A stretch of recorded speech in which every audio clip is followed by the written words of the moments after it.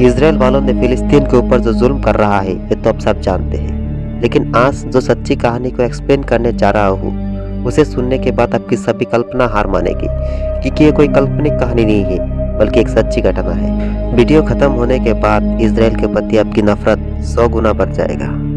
यह है फिलिस्तीन की एक छोटी सी गाँव। इस गाँव में कुछ लड़कियाँ खेल रहा होता है। इस लड़की का नाम है फरहा, जिस लड़की की कहानी ही आज हम जानेंगे। फरहा का बाप उसका गांव का मुखिया है। फरहा का बचपन से इच्छा था कि वो पढ़ लिख के बहुत बड़ा बनेगा। वो इस गांव की एक लौता स्कूल में ही पढ़ता था।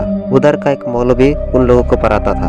आज था उन लोगों का स्कूल की आखिरी दिन, इसलिए सब लड़कियां अपने फ्यूचर प्लान के बारे में उस मौलवी को बता रहा होता है। तब फरहा मौलवी से कहता है कि वो शहर में जाना चाहता है और उधर जाके अपनी पढ़ाई को कंटिन्यू करना चाहता है। लेकिन मौलवी को ये बात बिल्कुल ही पसंद नहीं आई, क्योंकि वो नारी शिक्षा के सपोर्टर नहीं था। फरहा स्कूल से निकलता है और अपने चाचा को देखता है, जो कि ना शहर से अभी अभी गाँव आया है, क्योंकि शहर में युद्ध हो रहा था। इस लड़की का नाम है फरीदा, जो कि सारा का चचेरी बहन है, उसकी ही उम्र की। फरीदा जो अब से गाँव में रहेगा ये सुनकर फरहा शौक हुआ। फिर वो अपनी इच्छा के बारे में फरीदा से कहने लगते हैं कि वो शहर जाना चाहता है और उधर जाके अपनी पढ़ाई को कंटिन्यू करना चाहता है। उसके बाद वो लोग कुछ गाड़ी का साउंड सुनता है और देखता है इसराइल वालों की गाड़ी उसके गांव के अंदर तक आ चुका है। उधर कुछ बच्चा होता है जो कि ना अपने खिलौने के बंदूक से ही उन गाड़ियों के पीछे गोली चला रहा होता है। फरहा भी उनको निशाना करता है अपनी उंगली से। इससे मालूम होता है कि इन बच्चों के मन में भी इसराइल के प्रति कितनी नफरत है। फरहा जब घर आती है तब वो देखती है कि उसका मामा उसके घर आई है। दरअसल फरहा का माँ बचपन में ही गुजर गई थी, जिस वजह से उसका मामा कुछ दिन बाद ही उसे देखने के लिए उसके घर आया करती थी।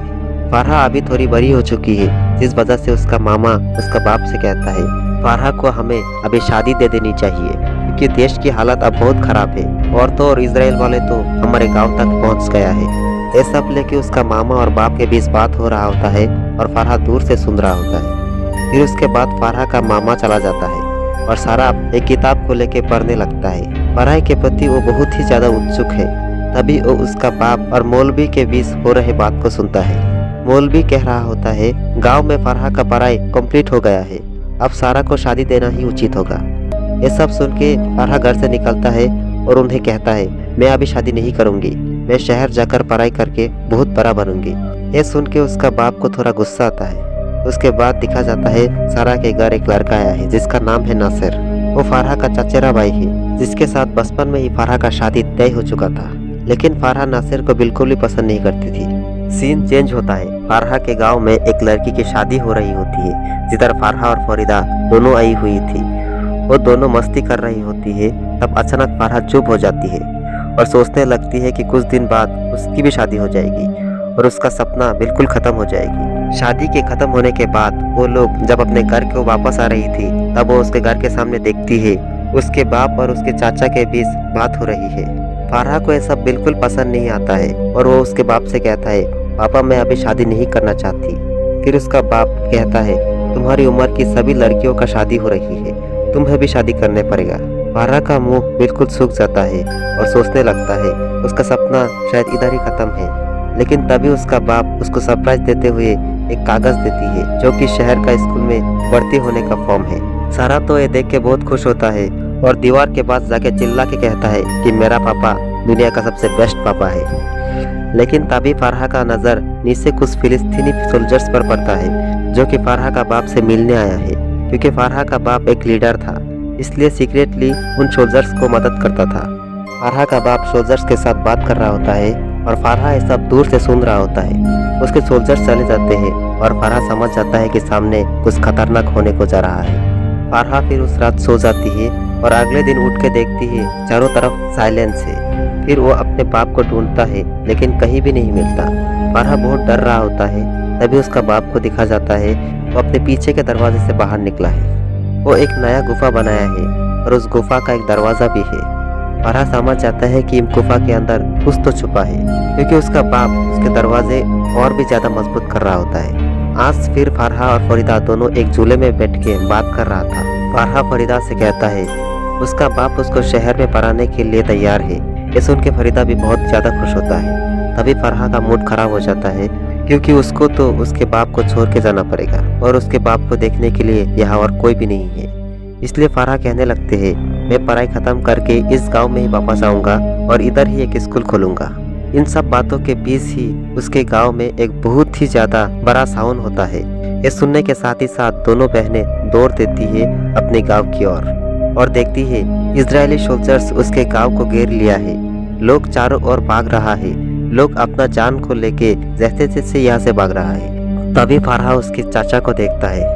वो फारहा और फरीदा को उसके गाड़ी के अंदर बैठाना चाहता है, लेकिन फारहा उसके बाप को छोड़कर कहीं भी जाना नहीं चाहता।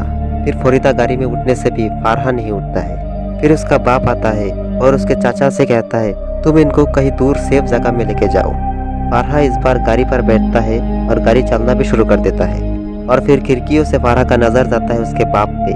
बेचारा बाप खड़ा है युद्ध में। ये क्या कोई लड़की सह सकती है। वो गाड़ी का दरवाजा खोलता है और उसके बाप के पास आ जाते हैं और अपने बाप को कस के पकड़ के रोने लगती है। उसके चाचा उसके बच्चों को लेके चला जाता है और फारहा का बाप फारहा को उसके घर ले आती है। घर आके उसके बाप एक बंदूक निकालता है और दरवाजे के पास आते ही समझ जाता है कि उसका बहुत लेट हो चुका है और इजराइल वालों ने उनको चारों ओर से घेर लिया है।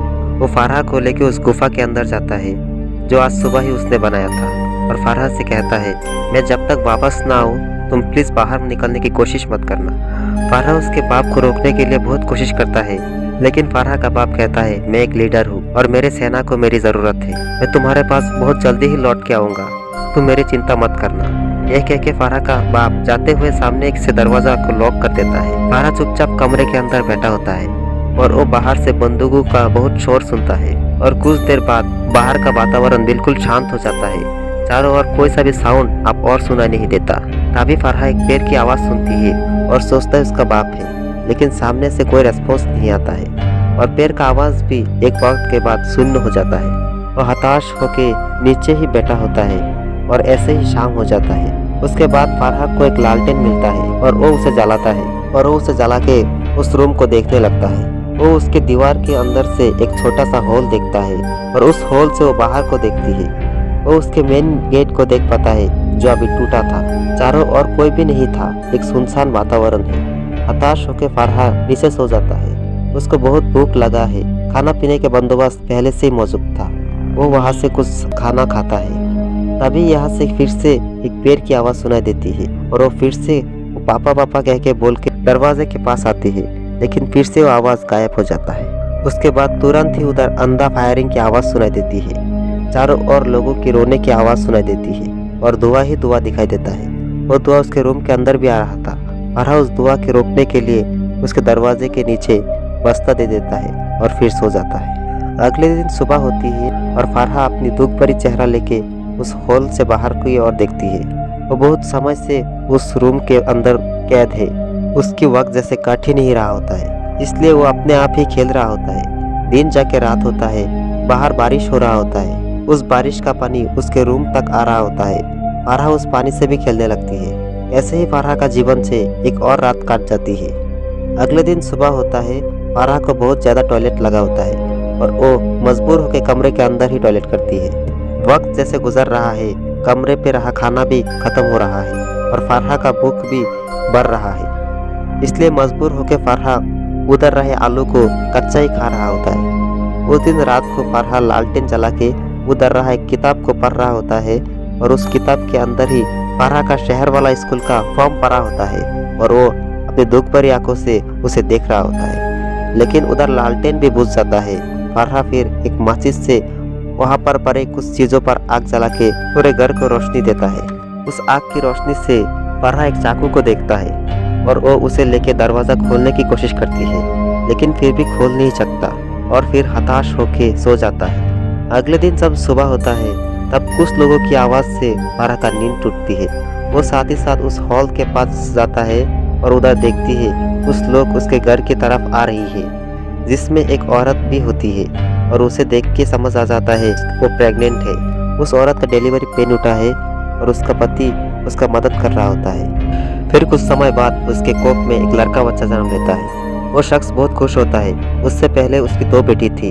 शख्स का नाम था अबू मोहम्मद। वो अपना बच्चे के कान में आवाज दे देता है। इस्लाम धर्म के अनुसार लड़का बच्चा होने से कान में आजान दे दिया जाता है। फारहा ने उस शख्स का नाम सुना था इस वजह से उस शख्स का नाम लेके ही उसे पुकारने लगता है। फिर वो शख्स इधर उधर ढूंढने लगता है उस आवाज़ की खोज में। फिर एक वक्त के बाद उसे वो जगह मिलता है और फरहा उसे सब बोलता है जो कुछ भी उसके साथ हुआ।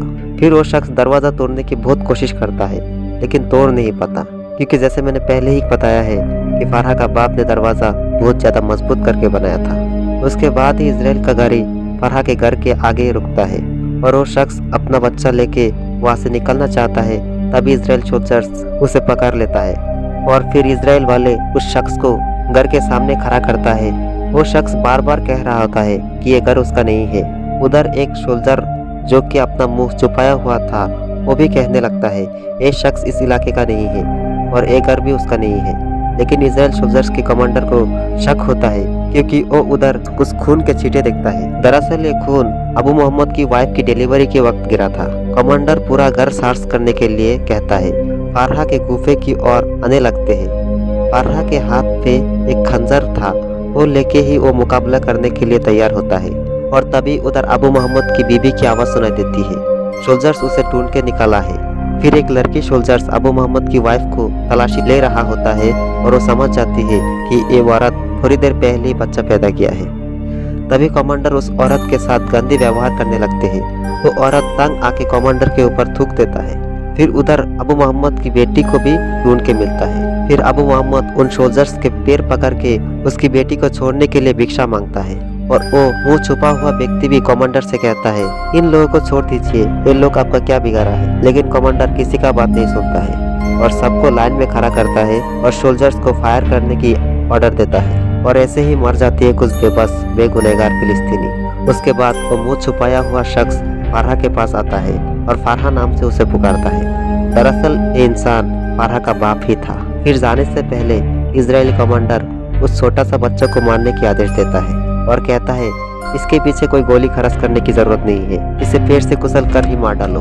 सोल्जर्स ये भी ट्राई करता है लेकिन उसका पैर कांप रहा होता है। जितने भी खराब हो आखिर वो भी तो एक इंसान है, इसलिए वो इस बच्चे को मारने के लिए उसके मुंह के ऊपर एक रुमाल फेंक के आ जाता है और इस बच्चे के रोने की आवाज से चारों ओर काम जा रहा होता है। ये सब सुन के फरहा एकदम पागल हो जा रहा था और जैसे भी हो उस बच्चे के पास जाना चाहता था और यहाँ से निकलना चाहता था। लेकिन ये दरवाजा इतना मजबूत था कि वो चाहकर भी नहीं निकल पा रहा था। धीरे धीरे बच्चा का रोने का आवाज भी खत्म हो रहा था और फरहा उस बच्चे को अपने दरवाजे के पास सो के गाना सुना रहा होता है। फरहा उस बच्चा का नाम रखा है लिटिल मोहम्मद। फिर अगले सुबह उस कमरे में वो एक पिस्तौल ढूंढ के मिलता है और वो बहुत हिम्मत करके वो दरवाजे पे पिस्तौल चलाता है। तभी वो दरवाजा खोल जाता है। वो बाहर निकल के देखता है चारों तरफ स्तब्ध साइलेंस से भरा है। फिर वो बाहर रखे एक गिलास से पानी पीता है और उस बच्चा के पास जाता है और दिखा जाता है कि वो बच्चा मर गया है और उसका लाश अब चिट्टियां खा रहा है। चारों ओर मक्खियां उड़ रहा है। मैंने ये कोई काल्पनिक कहानी नहीं बताई है बल्कि एक फिलिस्तीन में हुए एक सच्ची घटना है। आप हम जिस दुनिया में रहते हैं उधर ही ये बच्चा जन्म लिया था और उसका अंत कुछ इस कदर हुआ था। फरहा जब घर से बाहर निकलता है तब देखता है उसके गांव में और कोई भी नहीं बचा है। कुछ दिन पहले ही जहाँ लोग हंसते खेलते थे बस वो जगह एक शमशान घाट की तरह हो गया है। फिर फरहा अपने उस झूले के पास जाता है और अपने पॉकेट से उस बढ़ती फॉर्म को निकालता है और वो फॉर्म हवा में उड़ा देता है। उसके बाद फरहा पैदल चलना शुरू करता है। वो चलना शुरू करता है अनजान जगह की ओर। फिर वो चल चल के सीरिया रिफ्यूजी कैंप तक पहुंचता है और उधर ही वो अपना कहानी सुनाता है। ये सच्ची घटना जिस लड़की के साथ हुआ था उस लड़की का असली नाम रादिया था। वो जब तक जिंदा था अपने बाप को बहुत ढूंढा था लेकिन उसे उसका बाप कहीं भी नहीं मिला था। ऐसे ही खत्म होती है रादिया की असली कहानी। दोस्तों ये तो बस एक कहानी है, ऐसे ही हजारों कहानी घट चुके हैं फिलिस्तीन पे। तो कहानी कैसा लगा है मैं नहीं पूछूंगा, मैं आप लोगों से नहीं पूछूंगा क्योंकि मैंने कोई कहानी नहीं सुनाई बल्कि एक हादसा सुनाया।